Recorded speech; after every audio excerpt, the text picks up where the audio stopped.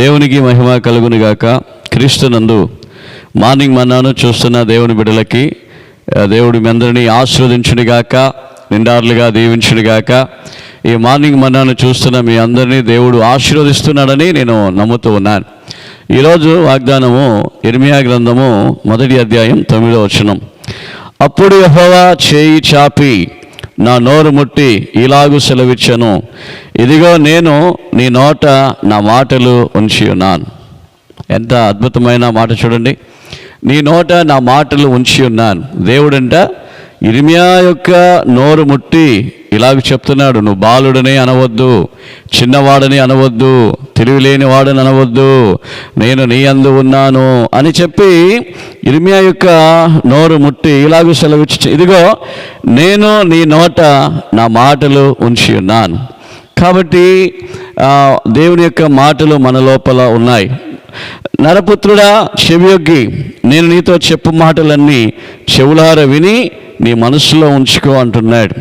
అయితే దేవుని యొక్క మాటలు మన లోపల ఉన్నప్పుడు, దేవుని యొక్క మాటలు మన నాలుకలో ఉన్నప్పుడు, దేవాది దేవుడు మన నాలుకలు ముట్టినప్పుడు మనం జ్ఞానంగా మాట్లాడుతాం, తెలివిగా మాట్లాడుతాం, అద్భుతముగా మాట్లాడుతాం.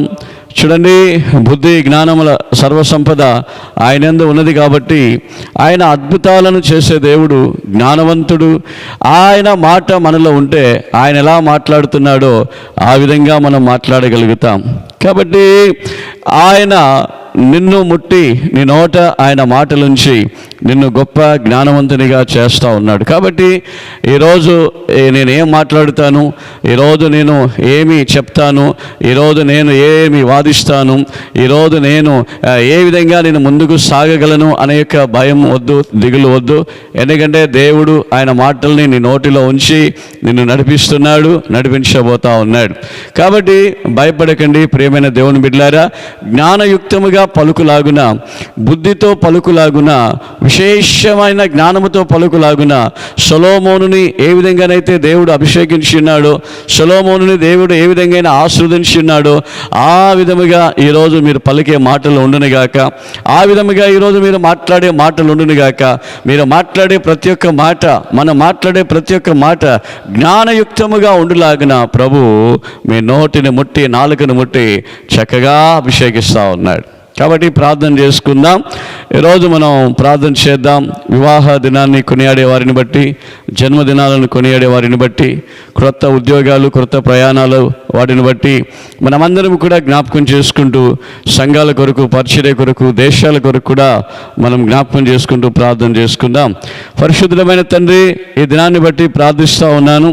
ఇదిగో తండ్రి, మీ నామానికి మహిమగా నీ నోట నా మాటలు ఉంచి ఉన్నానని మీరు వాగ్దానం ఇచ్చి ఉన్నారు. ప్రభాదిగో తండ్రి, మీ మాటలు నా నోట, మీ మాటలు ఈ మార్నింగ్ మన్నాను వింటున్న బిడ్డలందరి లోపల మీ మాటలు ఉండునుగాక. ప్రతి ఒక్కరి నాలుకను ముట్టండి.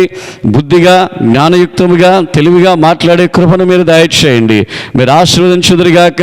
మీ మాటలు సృష్టించాయి, మీ మాటలు అద్భుతాన్ని చేశాయి. ఆ విధంగా మా మాటలు కూడా అద్భుతాన్ని చేయలాగా మరి కృప చూపవలసిందిగా కోరుతా ఉన్నాను. మీకే మహిమ కలుగునుగాక తండ్రి.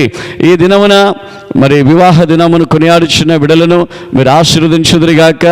జన్మదినాన్ని తండ్రి కొనియాడుతున్న బిడ్డలను మీరు ఆశీర్వదించుదురుగాక. ఉద్యోగాల కొరకు ప్రయత్నాలు చేస్తున్న బిడ్డల్ని దీవించుదురుగాక. వ్యాపారులను దీవించుదురుగాక. అదేవిధంగా తండ్రి ప్రయాణాలను బట్టి ప్రార్థిస్తూ ఉన్నాము. మా దేశాన్ని కొరకు, మా ఆంధ్ర కొరకు, మా ఇండియా కొరకు ప్రార్థిస్తూ ఉన్నాము. ప్రపంచ దేశంలో శాంతి నెలకొల్చబడు రీతిగా, శాంతి ఉండునట్లుగా ప్రభా శాంతి ప్రదాత, శాంతియుక్తముగా మా దేశాన్ని చేయండి. యుద్ధాలను, సమస్యలన్నీ కూడా అణిచివేయండి. గొప్ప కార్యాలు చేయండి.